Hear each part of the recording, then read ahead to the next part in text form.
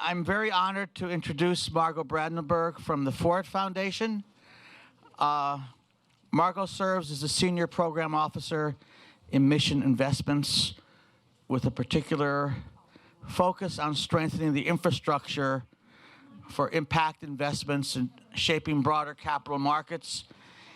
She's the co-author of The Power of Impact Investing.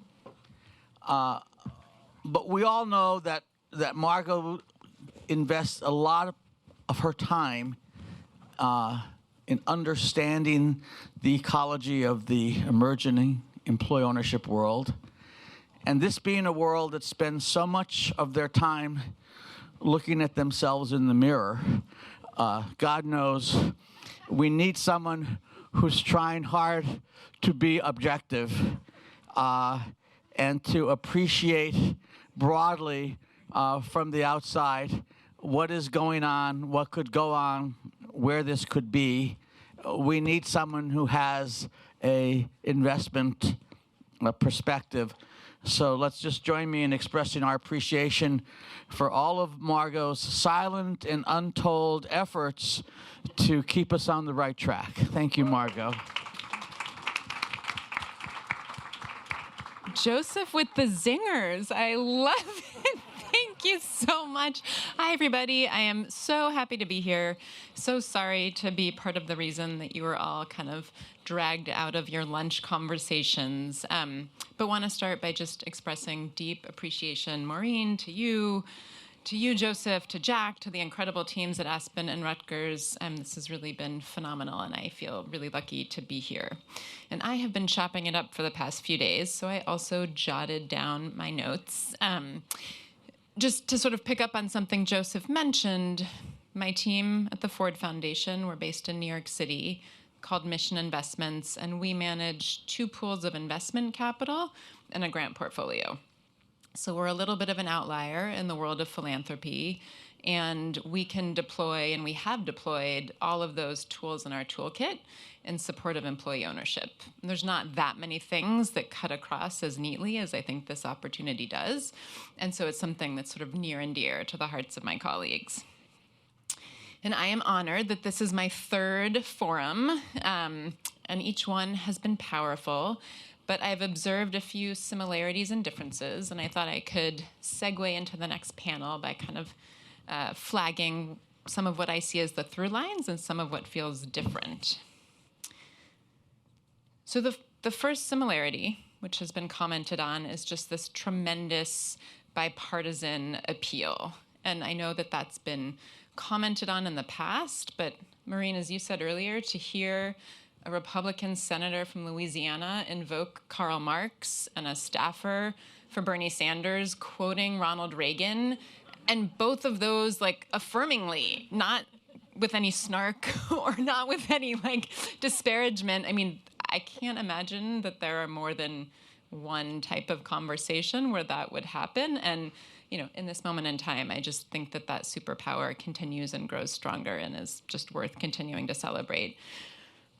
You know, the second is the diversity of the stakeholders in the room, right? We have academics and think tanks, policymakers, practitioners, workers, investors, funders. Like, I know from having been fortunate enough to be part of the early days of impact investing that we need a whole ecosystem. We need that big tent, and I see it more and more in each of these fora. Is that the plural of forum? And it's really exciting, and I think it bodes well. And the third is just we've had and continue to have both great data and great stories. And I think we're getting even better at telling the stories. So yesterday we heard some emerging research.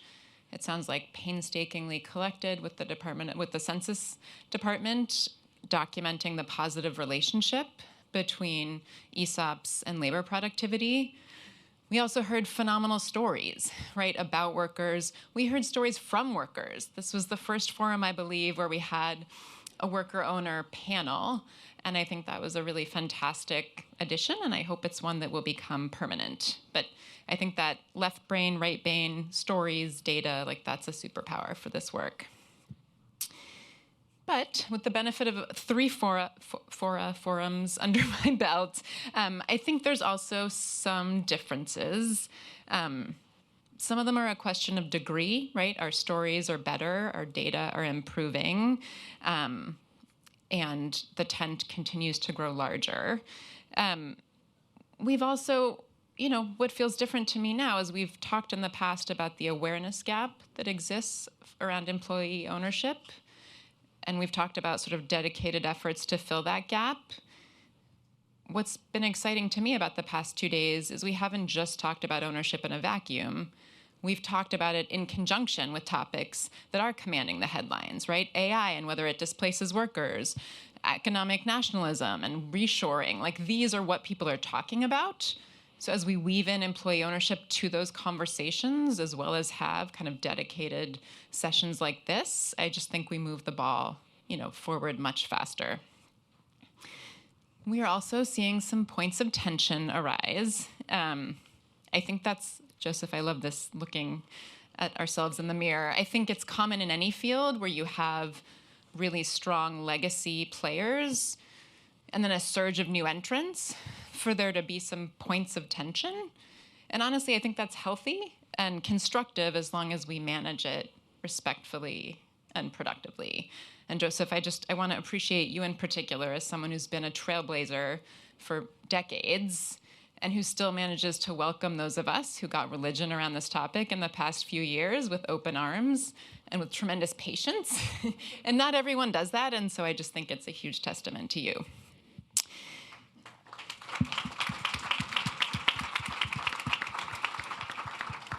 And then last point, to state the obvious, the context in which we're having this conversation is pretty dramatically different from what it was just last year. And as Phil Reeves said earlier, whose fund, APIS and Heritage, we are happy to be invested in, along with a lot of our friends and peers here, we are not in the last year of the last arc of 50 years. We are almost certainly in the first year of the next 50-year arc.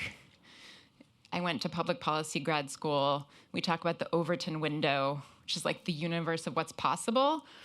And regardless of our particular sentiments about what's in the news cycle, that window has just expanded dramatically. And so I think this conversation against this backdrop of realignment and expanded possibilities is just really great timing. And I appreciated everyone's exhortation this morning to get much further, much faster, and to bring that urgency to the opportunity that we have now.